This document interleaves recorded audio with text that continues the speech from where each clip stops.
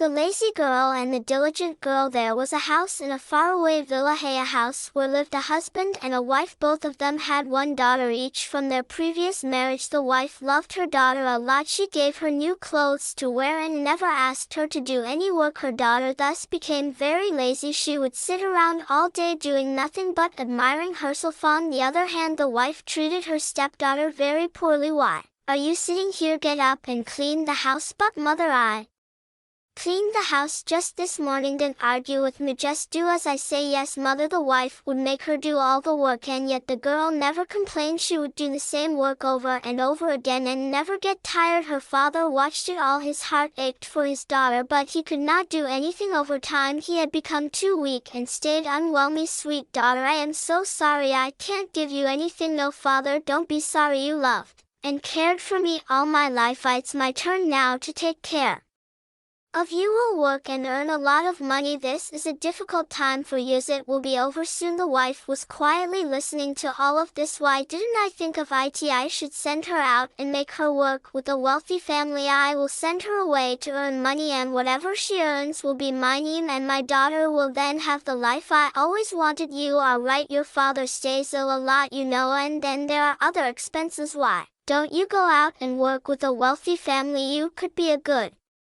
servant." "How dare you? Why don't you send your daughter instead?" "Though I would, but you know that she is always worried about her pretty hands and her tiny feet. She will lose her beauty if she works. Besides, your daughter isn't that beautiful anyway. Letting her off to do work won't do any harm. It's decided. Then tomorrow morning you will leave to look for work with a wealthy family." "What does she know about beauty? You don't have to work, my child." "No, father, I want to work. Nothing comes out of neglecting our duties. Don't worry, you have taught me well. I know one day my efforts will be rewarded." Next morning the girl was ready to leave. She would look for work with a wealthy family. Her stepmother did not give any food or water for the journey, but the girl didn't mind. "Take good care of yourself, my child, and remember, never say no to anyone asking for help, and be diligent. Whatever you do it with all your hearties." "I will remember that, father." And the daughter left. She walked from hill to hill, but she found nothing. She walked for days, but didn't see anybody, and yet she didn't lose hope. She remembered what her father had said: "Never say no to anyone asking for help, and be diligent. Whatever you do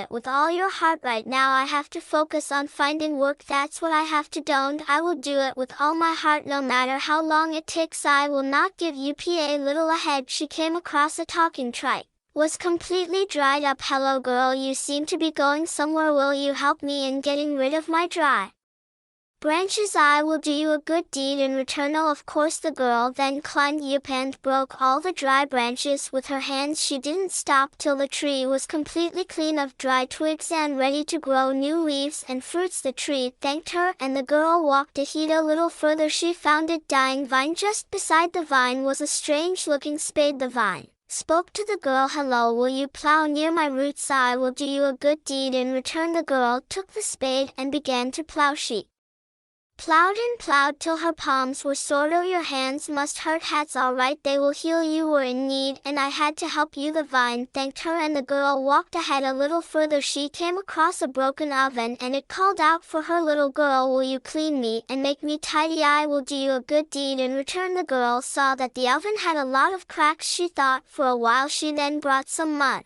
and mixed it with her feet. She then used that mud to cover all the cracks. The oven was now as new as ever. "Thank you, but your hands and feet got dirty." "That's all right, I can clean them with some water. You were in need, and I had to help you." The girl then walked ahead a little further. She came across a broken well, and it spoke to her. "Hello, will you take out the still water and make me tidy? I will do you a good deed in return." Girl threw out all the stale water and scrubbed the well clean. "Your clothes are all ruined." "That's all right, I can clean them. You were in need, and I had to help you." The well thanked her, and the girl walked a little further. She heard a cute little voice. It was a dog. The dog was muddy and had long hair. "Will you trim my hair and give me a bath at the river? I will do you a good deed in return." And the girl did the same. The dog now looked happy and healthy. She thanked the girl. The girl washed herself at the river and walked ahead. Soon it grew dark. She came across a house. There lived 7 fairies. "I'm sorry to disturb you, but it's dark outside. Can I stay here for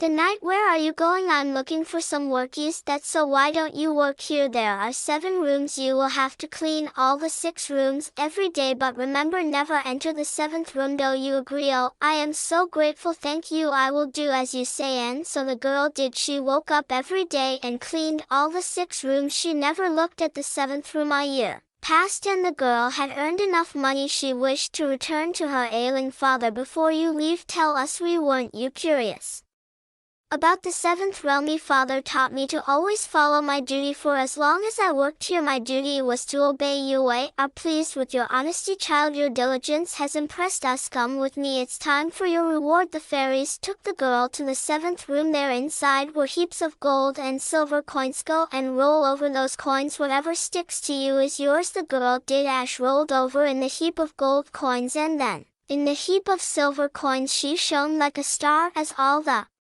coins stuck to her, she waved goodbye to the fairies and left. In her way back, she found the dog. She had bathed the dog and now had long pearls instead of hair. "Come, girl, you helped me when I was in need. Come and take as many pearls as you want." The girl wrapped the string of pearls around her hands, legs, and neck. She thanked the dog and walked a while. A little further, she found the well she had cleaned. "Come, girl, you helped me when I was in need. Come, drink water and quench your thirst." There are many jugs kept near the well for travelers. The girl took a jug, filled it with water, and drank to her heart's content. She thanked the well and walked a while. A little further, she found the oven she had mended. "Come, girl, you helped me when I was in need. Come, eat this fresh bread and cookies." So the girl ate as much as she wanted and carried some for her father. She then thanked the oven and walked a while. A little further, she found the vine she had plowed. "Come, girl, you helped me when I was in need. Come, drink this fresh wine." And so the girl drank as much as she wanted and took some for her father. She thanked the vine and walked a while. A little further, she found the tree she had helped. The tree was green as ever and bore fresh pears. "Come, girl, you helped me when I was in need. Come and eat these fresh pears." And so the girl ate as much as she wanted and plucked some for her father. She thanked the tree and walked a while. As she returned home, she was happy to see her father wasn't ill anymore and was waiting for her at the door. She ran to him and hugged him tight. When the mother came, she was shocked to see the husband healthy and the daughter wealthy. She was covered from head to toe in gold and silver and much more. Ignoring the mother, the father and his daughter walked inside. The stepmother realized that her husband will not let her have anything. She immediately called out to her daughter and asked her to go look for work in a wealthy family.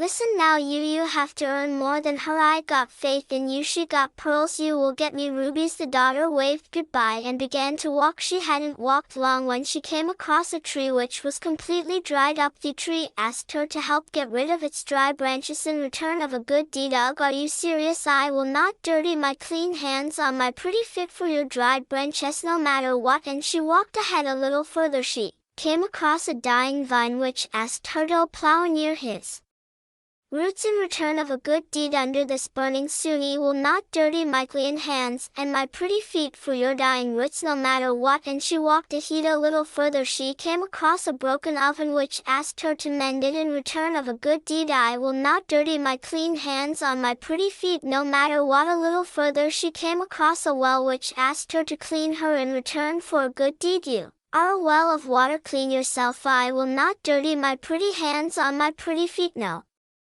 matter what." A little further, she came across a dog who asked her to bathe her in return of a good deed, but the girl ran away screaming she will not dirty her clean hands and her pretty feet, no matter what. A little further, she came to a house and asked if she could stay the night. It was the house of the 7 fairies, just like before. The fairies offered her to stay there for a year and clean all the 6 rooms, but remember, do not enter the 7th room. The girl agreed. Every day she would wake up and clean all the 6 rooms, but shortly curiosity got better of her and she entered the 7th room. It was dark inside and instead of gold and silver coins there were frogs and honeybees. They stung her so bad that she was bruised all over. Without waiting for the fairies to come, the girl ran away from the house. On her way back, she found the dog covered in pearls. She ran behind him to grab a few strings, but the dog was gone. A little further, she found the well she had refused to clean. As she bent down to get a drink of water, the